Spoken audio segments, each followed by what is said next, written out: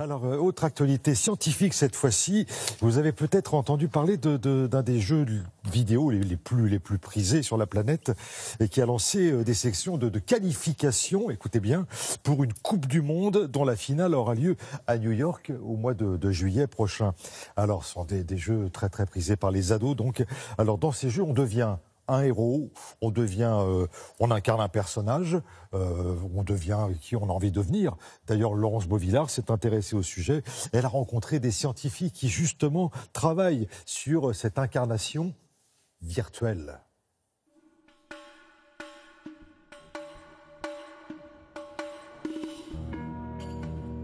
Nantes, c'est l'ancienne capitale de la Bretagne et puis c'est la ville qui a nourri l'imagination de Jules Verne. Alors ici, tout est possible et les ingénieurs de l'école centrale ont eux aussi beaucoup d'imagination.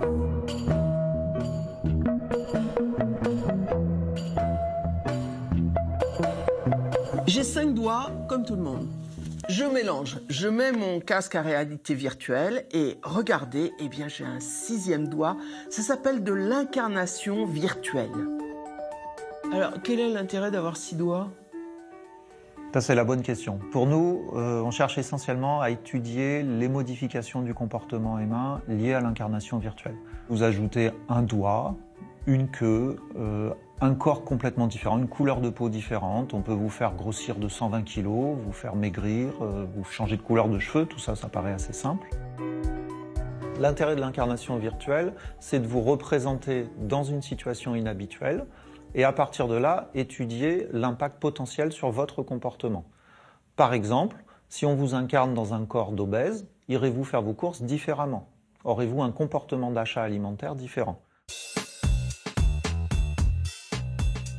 Alors nous, on travaille en collaboration avec le CHU de Nantes sur les gens qui souffrent de douleurs neuropathiques. Donc c'est des gens qui ont soit un membre amputé, qui n'est plus là, ou alors suite à un AVC ou une hémiplégie, c'est un membre qui est plus fonctionnel.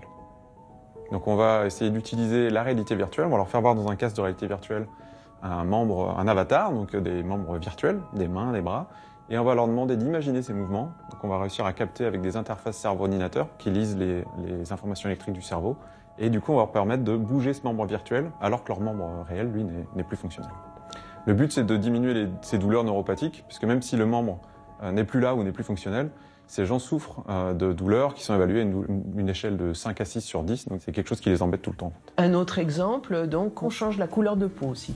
Cette expérience, elle a été menée à Barcelone, où elle a consisté à représenter des gens dans un environnement virtuel en modifiant leur couleur de peau et en étudiant leurs préjugés raciaux.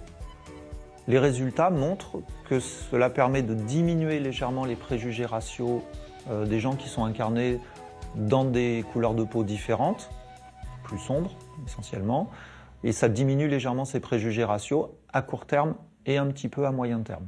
L'étude à long terme, évidemment, reste à mener. Vous avez aussi étudié d'autres comportements, la violence faite aux femmes, c'est ça? Une équipe espagnole a étudié l'incarnation d'un homme dans un corps de femme et lui a fait subir, on va dire, les violences classiques faites aux femmes, que ce soit des violences verbales. Mais c'est un téléphone. Tu le vois, ce téléphone? Tu sais ce que je vais en faire de ce téléphone? Physiques, par le simple jet d'un téléphone contre le mur, mais aussi une invasion de l'espace personnel. Donc cette expérience permet de faire prendre conscience aux hommes l'impact de ces violences verbales et physiques. Mais parce que je t'aime. Je fais tout ça par amour! Ce qui passionne ces scientifiques, c'est donc ce moment où le cerveau est capable de passer de la réalité à un monde virtuel. Mais ce qui les interpelle aujourd'hui, c'est que des millions de personnes ont accès à des casques et à des jeux de réalité virtuelle de plus en plus performants. Et on peut se poser la question si revenir à la réalité ne va pas devenir de plus en plus problématique.